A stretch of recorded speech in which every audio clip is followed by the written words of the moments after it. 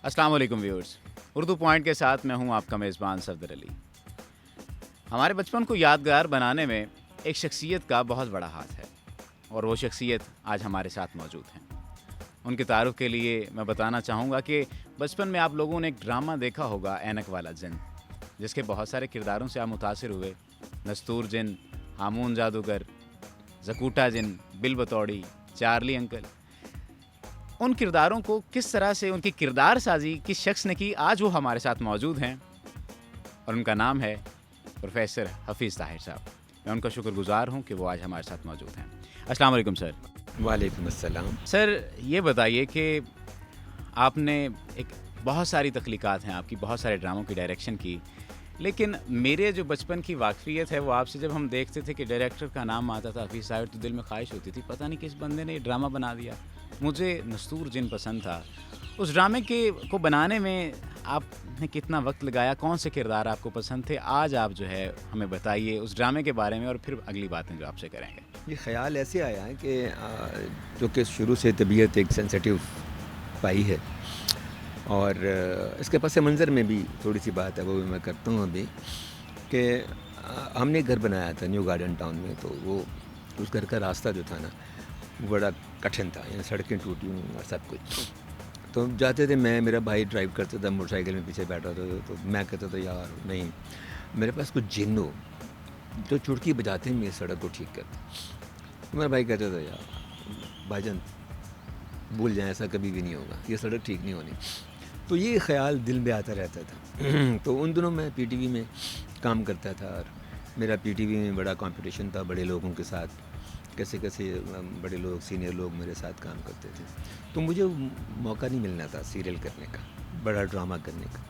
कोई आइडिया मैं बनाता भी था और वो अप्रूव भी होता था, तो वो सीनियर लोग करते थे, मुझे नहीं करने दिया जाता था। फिर मैंने सोचा कि यार आखिर मैंने कहाँ एग्जिस्ट करना है। मैंने बड़ा गौर किया, मैंने कहा देखो एक ऐसा सेक्शन है जिसको कोई करना नहीं चाहता और वो बच्चों का ड्रामा, क्योंकि लोगों का ख्याल ये है कि बच्चों का ड्रामा करना कोई नीचे का काम है। तो फिर मैंने सोचना शुरू किया। फिर एक दिन यूँ हुआ कि मैं शेव कर रहा था और ऐनक उतार के, मैं ऐनक लगाता था पहले, अब तो नहीं लगाता, उतर गई। तो वो रखी हुई थी मैंने सिंक के ऊपर। तो वो शेव करने के बाद, मुआद होने के बाद, वो मैंने ऐनक लगाई और शीशे में देखा तो मेरे ज़हन में आइडिया आया ऐनक वाला जिन। तो वो मैंने फिर लिख लिया और लिख कर मैंने जनरल मैनेजर को पेश किया, तो वो सीट पे खड़ा हो गया, कहता it's going to click man. अच्छा, ये उसकी एक वजह। लेकिन इसके पस मंज़र में वो सारी कहानियाँ जो हम बचपन में सुनते थे, जो मेरी दादी मुझे सुनाती थी, जो मेरी अम्मी मुझे सुनाती थी, वो भी मौजूद हैं। और फिर मुझे ख्वाब आया करता था कि मैं हवा में उड़ रहा हूँ, तो वो भी इसके पीछे, इसके ऊपर मुंतबिक है। तो इस तरह इसका आइडिया सोचा। लेकिन जब इसको शुरू किया था तो मेरा नहीं ख्याल था कि ये कोई 3 साल रिकॉर्ड होगा और 20 साल चलेगा और लोगों की मेमोरीज़ में रहेगा। मैंने इसको 3 माह के लिए शुरू किया था, जैसे पीटीवी का एक रिवाज है कि 1 माह के लिए प्रोग्राम शुरू होता है। लेकिन ये 3 माह के अंदर इतना पॉपुलर हो गया था कि PTV was compelled to extend it. अगर मैं अपनी पसंद के किरदारों की बात करूं तो मुझे तो नस्तूर जिन पसंद था।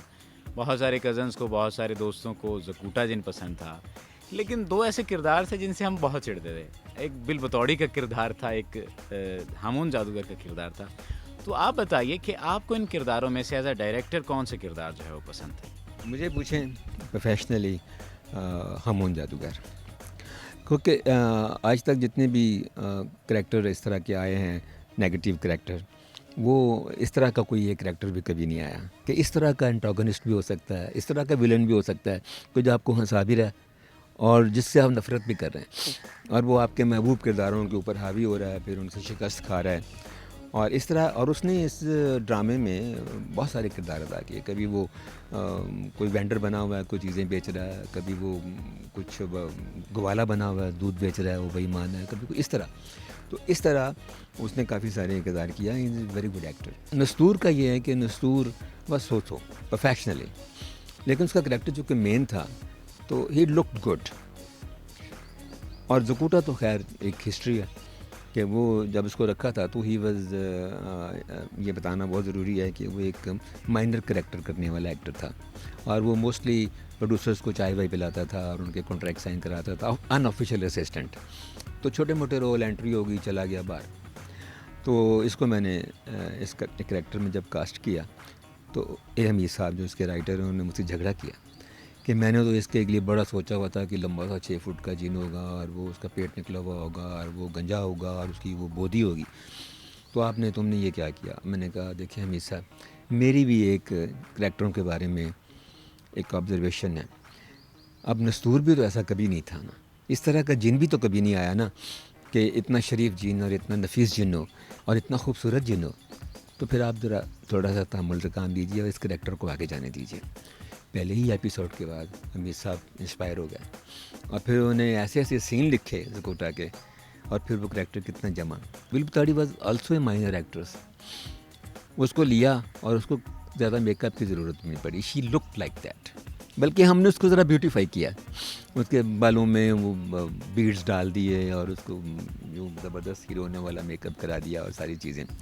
تو اس طرح وہ بھی ایک زبردست ہم جادوگر کی بہن کا رول اس نے کیا، اور ان میں آپس میں بڑی اچھی کیمسٹری تھی. آپ کی زندگی کا بہت سارا حصہ، میں کہتا ہوں کہ ایک صدی کا چوتھائی حصہ، 25 سال کم و بیش 25 سے 30 سال جو ہے آپ کا پروڈکشن لائن میں اور اس لائن میں گزرا.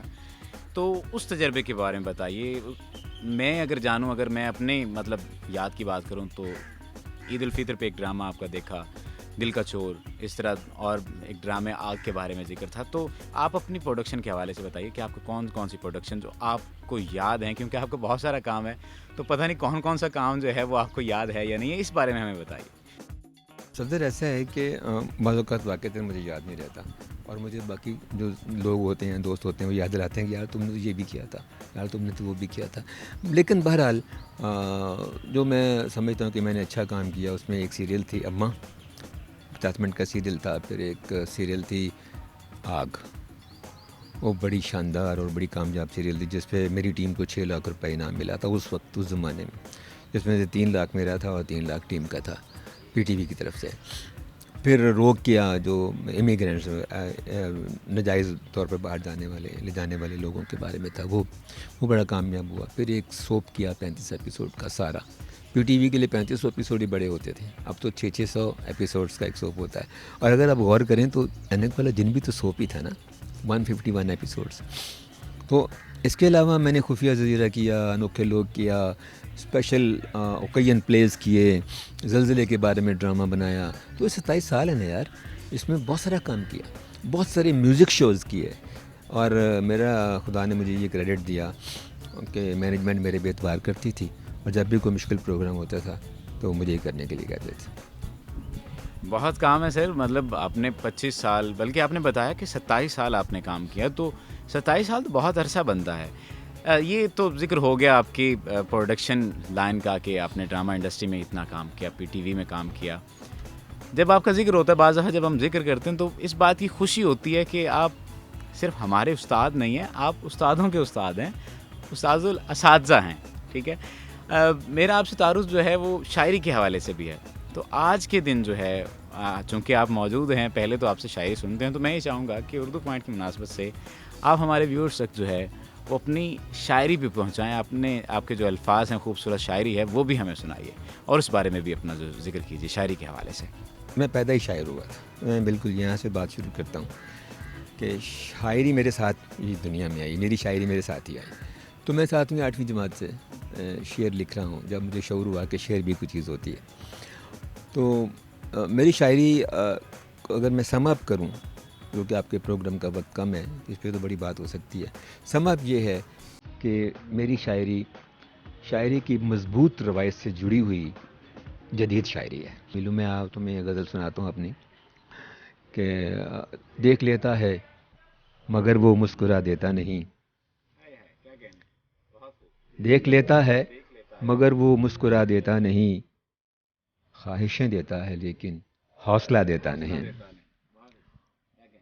اور وہ عجب منصف ہے، مجھ کو روز کرتا ہے طلب، وہ عجب منصف ہے، مجھ کو روز کرتا ہے طلب، مجھ پہ الزاموں کا لیکن فیصلہ دیتا نہیں. اور کہہ تو دیتا ہے چلے جاؤ بڑے غصے سے وہ، کہہ تو دیتا ہے چلے جاؤ بڑے غصے سے وہ، راستے سے ہٹ کے لیکن راستہ دیتا نہیں۔ نظم کا نام ہے ہاتھ پر دیا بوسا۔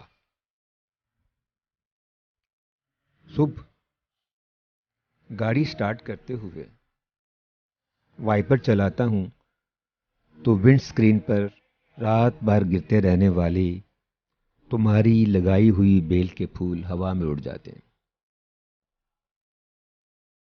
ونڈ سکرین پر اس کشمیری نوجوان کا لہو تجریدی تصویریں بناتا ہوا غائب ہو جاتا ہے، جس کی رائیگانی ابھی تک چناروں میں سے گزرتی ہوا کا مقدر ہے۔ ڈیش بورڈ پر رکھے موتیے کے تازہ پھولوں کی خوشبو اس پودے سے مستعار ہے جسے تمہارے کہنے پر میں نے اپنے لان میں بویا تھا۔ ونڈ سکرین پر اس فلسطینی بچے کی تصویر ابھرتی ہے جو گھر سے انڈا خریدنے گیا اور گولی کھا کر واپس آیا۔ اس کے زخم سے اٹھنے والی گولی کے بارود کی بو موتیے کی خوشبو میں گڈمڈ ہو جاتی ہے۔ مارٹن لوتھر کنگ جونیئر کی آواز ابھرتی ہے، میرا بھی ایک خواب ہے، اور اس کے سیاہ رنگ کی روشنی ایک لمحے کو میرے دل کو بھی منور کرتی ہے، مگر پھر یکا یک اللہ اکبر کی آواز آتی ہے اور گولی چلتی ہے، اور ونڈ سکرین پر فقط میرا دایاں ہاتھ اور تمہارے سرخ ہونٹ رہ جاتے ہیں۔ اور ونڈ سکرین پر فقط میرا دایاں ہاتھ اور تمہارے سرخ ہونٹ رہ جاتے ہیں۔ جی سامعین، یہ ہماری ملاقات تھی حفیظ طاہر صاحب کے ساتھ، جو استاد بھی ہیں اور استاد الاساتذہ بھی ہیں۔ اینک والا جن سے بات چلی اور بات آ کر ختم ہوئی اس کے سرخ ہونٹوں پر۔ ہماری کوشش یہ ہے کہ ہماری نیکسٹ ملاقات، اگلی جو نشست ہو، وہ حفیظ طاہر صاحب کے ساتھ ان کی شاعری کے بارے میں ہو۔ تو سب سے پہلے تو میں ان کا شکر گزار ہوں کہ انہوں نے اپنا قیمتی وقت دیا۔ آج کے اس پروگرام کی مناسبت سے اپنے میزبان صفدر علی کو اجازت دیجیے۔ اللہ نگہبان۔